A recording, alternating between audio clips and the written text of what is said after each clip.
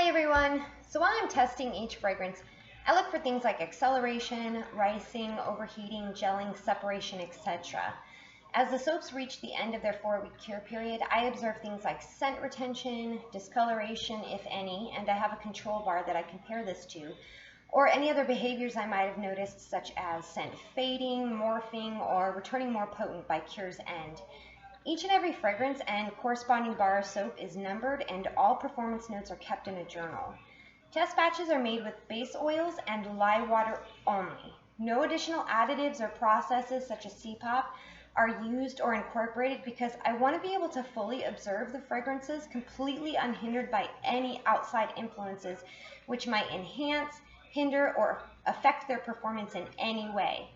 Every single test batch is made with the same recipe and in the same conditions or as close as humanly possible as the next.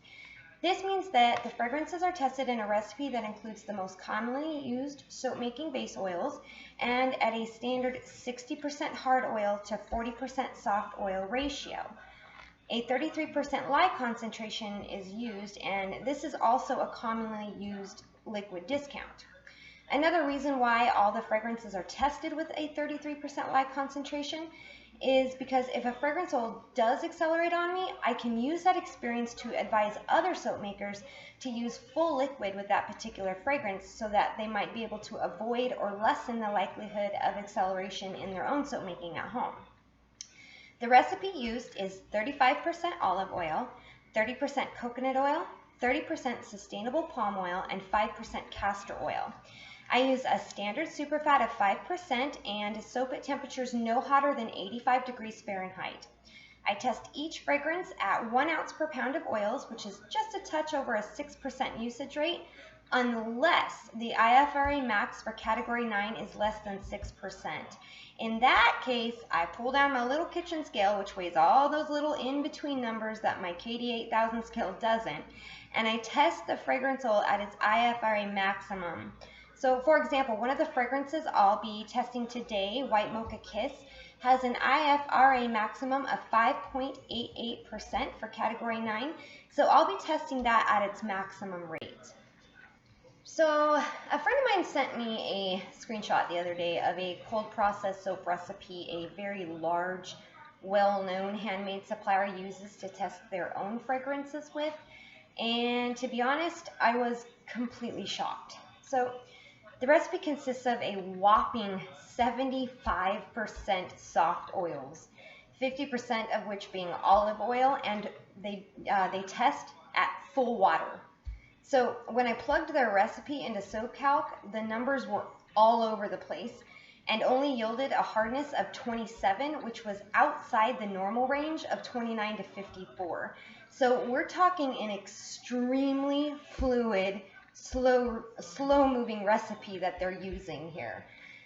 Any experienced soap maker would be able to look at this recipe and easily identify that this just isn't an appropriate recipe to be testing fragrances with, especially when customers count on those cold process test results to be fairly accurate. With that excessively large percentage of soft oils combined with full water, practically any fragrance oil is going to behave in a recipe like that. So when you test your fragrances, you want your cold process test results to match as closely as possible to the customer's own experience with it at home. Now granted, there are so many different variables that can make a fragrance oil behave differently from one recipe to the next, but a recipe consisting of 75% soft oils and full water is going to produce results that are going to differ hugely from the majority of soap makers who are using more standard recipes. So this is why I test the fragrances with this specific recipe, and with that being said, let's dive in and I'll show you how each and every Nature's Fragrance oil is tested.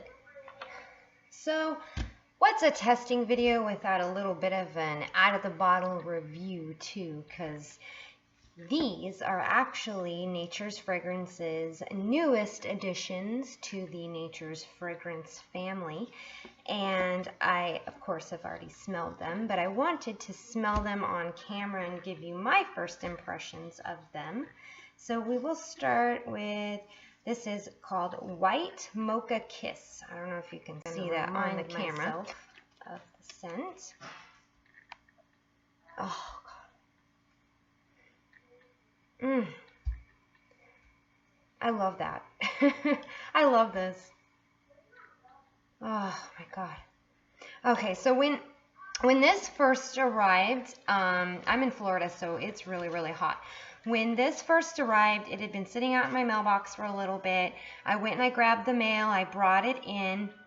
And so the oils were a little bit warm. And so I usually, I don't like to smell the oils until they have warmed up to kind of like the temperature of my home, because I noticed that oils just like fresh from the mailbox tend to smell differently, and I think a lot of it has to do with temperature.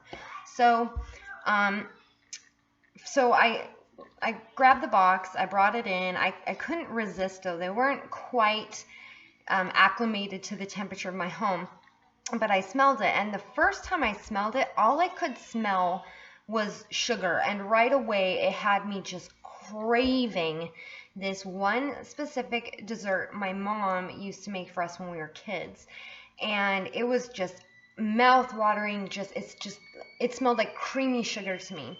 And then the more and more the scent acclimated to the temperature in my home, the more and more notes started developing, and all of a sudden I was getting florals, but fresh florals, and like creamy vanilla, and that sugary sweet note. So to me, this is gorgeous. It is like if vanilla cream had a baby with a beautiful clean floral perfume type scent. It's just,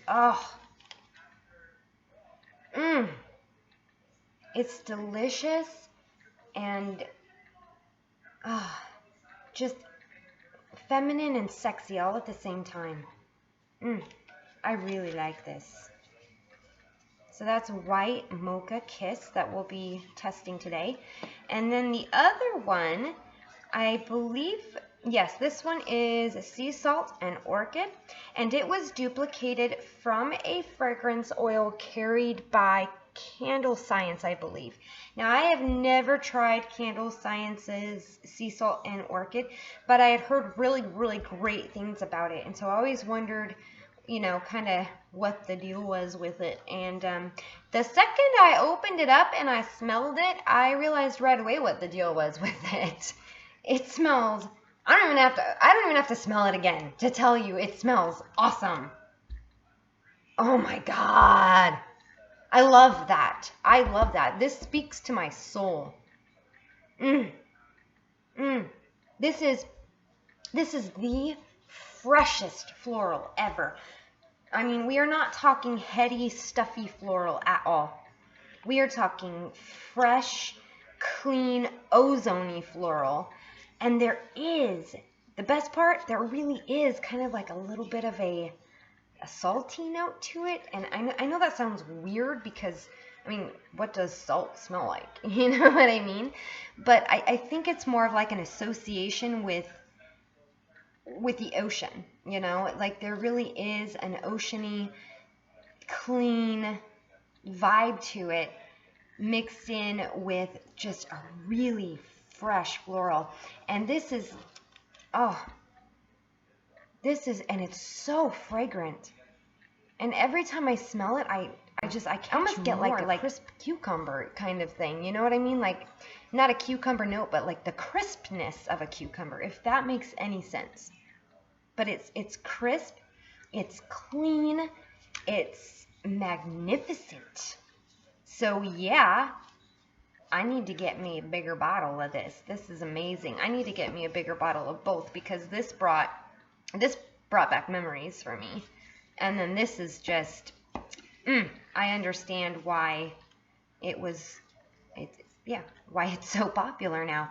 So hopefully both these beautiful babies will behave in our test batch, but I'm going to bring you along for the ride, and we'll see how they do.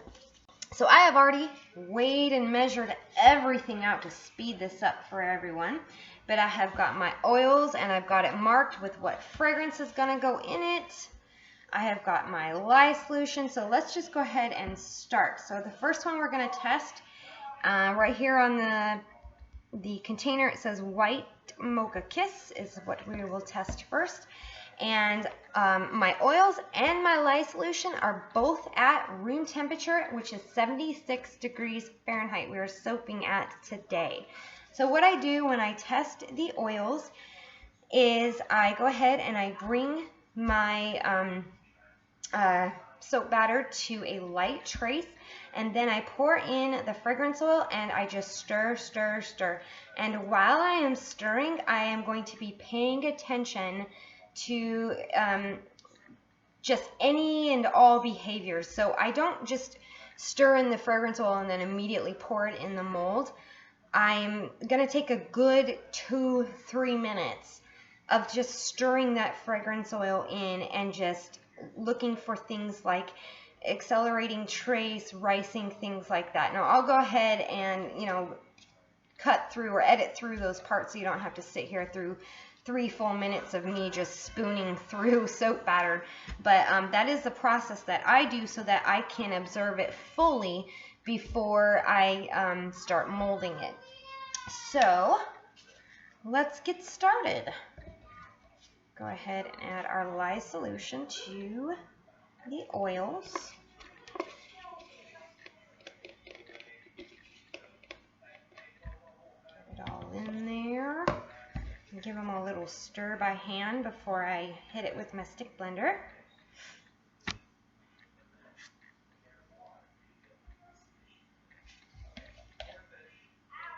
And I only test the fragrances in 8-ounce batches.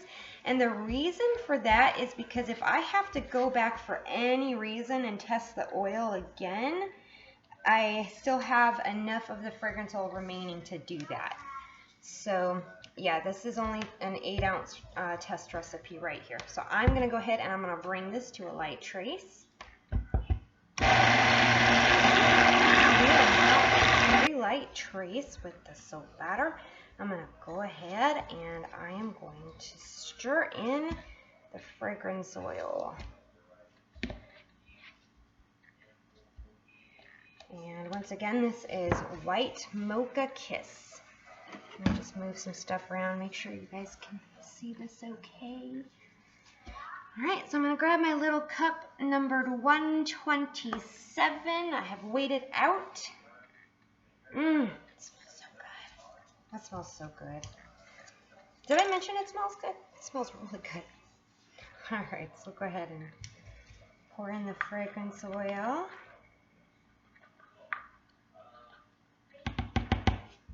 Get it in there. Okay. And I'm going to start stirring. And as I stir, like I said, I'm going to be looking for all kinds of things. Ricing. I'm going to lift the spoon up, out, look for any kind of acceleration, separation, you name it. So I'm going to go ahead and stir, stir, stir, stir, stir, and I will edit through the boring parts. Bring you back when I start pouring it in the mold. But so far, it actually looks like it thinned trace a little bit. My trace was a little bit thicker than that when I added it, and this is very, very fluid. Very cool.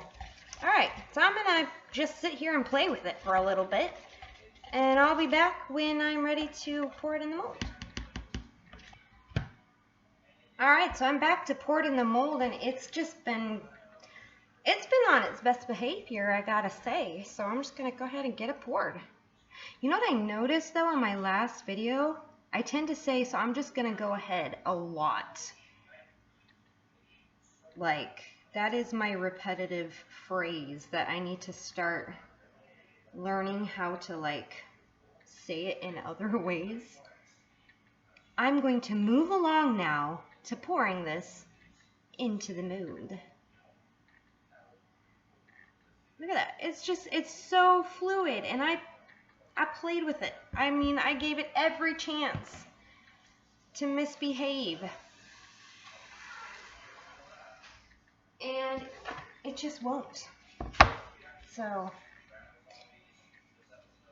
I am a fan, and it smells wonderful. Start to finish. So I'll just continue, I'll get the last of this filled up, and then I'll bring you back when we move on to sea salt and orchid. All right, so we are back. White Mocha Kiss behaved like an absolute dream. Sea salt and orchid, it is a floral, so you never know. I'm hoping that it behaves as well. We shall see. So let me get this out of the way so I don't mess stuff up here. Go ahead and get the lye solution added to our oils.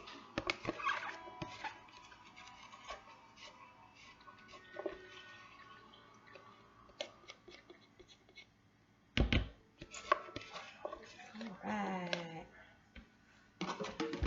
Give those a stir in.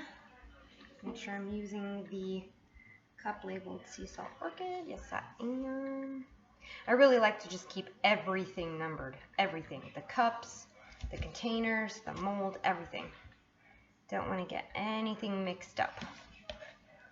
Okay, so I've stirred that in a little bit by hand just to incorporate that. And I'm going to do the same thing. I'm going to stick blend to a light trace.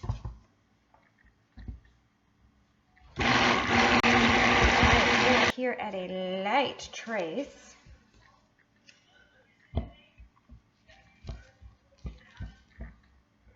Just get this cleaned up because I'm a little bit OCD. Alright, and let me get it up off the sides really quick. And let's see what happens when we add the sea salt and orchid. I'm a little bit nervous because it's a floral, so I'm going to bring my mold a little bit closer just in case we have to rush to get it poured. But we'll see. We'll see. Okay, get that scooped in there. Get every last drop of that delicious scent in there. All right, and the stirring begins. Oh, it smells so good. This is a very strong scent too. This is, I mean, like strong as in really good strong, really potent, fragrant aroma. So I'm just gonna stir, stir, stir like I did the last time. And just observe it. It looks like, so far, so good though. I mean, look at this. Nice and fluid. I mean, I know you can never speak too soon, but I'm gonna look at the clock. Okay, it is 11:55. In 3 minutes, I'm gonna bring you back and show you what we look like. All right, so it has been 3 minutes of stirring, and it's behaving. Like, I'm so surprised. I was nervous about this one. Look at this. Just absolutely no acceleration, no ricing. Once again, just beautifully fluid. I'm so impressed. I was not expecting that.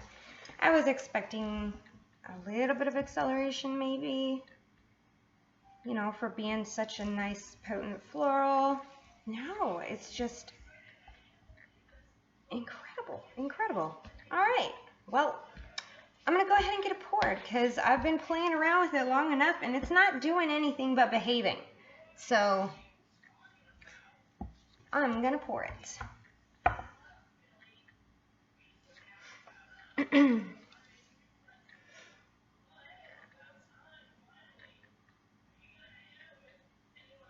It's pouring beautifully.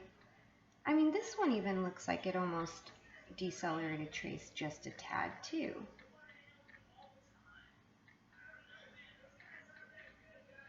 It certainly didn't accelerate it, that's for sure.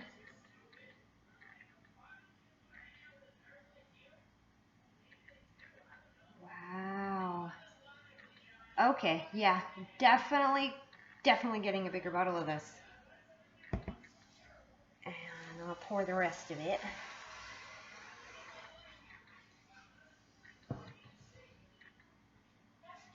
So I'm going to go ahead and get the rest of this luscious fragrance poured, and then I will bring you back to show you what I do once everything has been poured. All right, so there it is. No ricing, no acceleration, just incredible fragrances. I did notice at the very end of pouring sea salt and orchid, it did actually start to get a little bit thicker, like I said, towards the end of pour, but nothing that I would actually call acceleration by any means.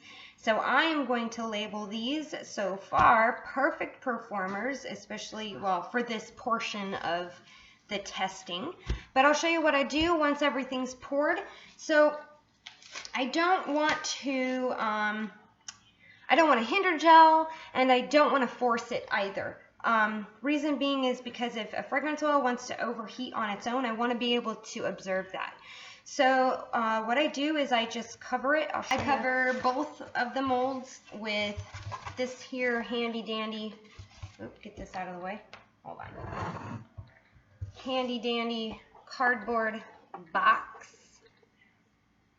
And from there, I just lightly insulate it the same way most people would do a blanket or a towel. And then I won't come back to unmold them until exactly 24 hours later, because I also want to observe unmolding. Some fragrance oils will just want to stay in the mold a little bit longer sometimes, and so those are things that I'll observe too. So I'll come back in 24 hours and I'll see how well they unmold, and then after that I'll get them on the curing rack.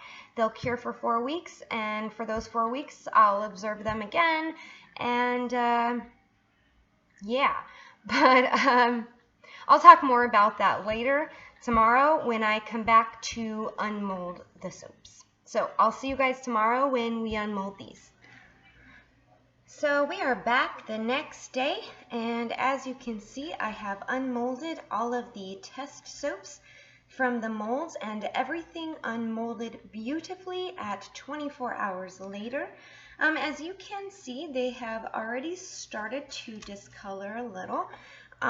Sea salt and orchid has, let's see, 3.36% vanillin. Oops, don't drop it.